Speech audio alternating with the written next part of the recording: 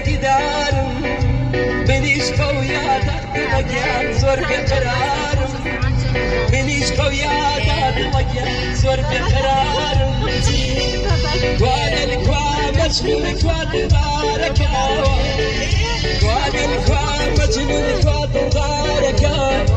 قال چیره آفزگی دوست یارک قال چیره دوست یارک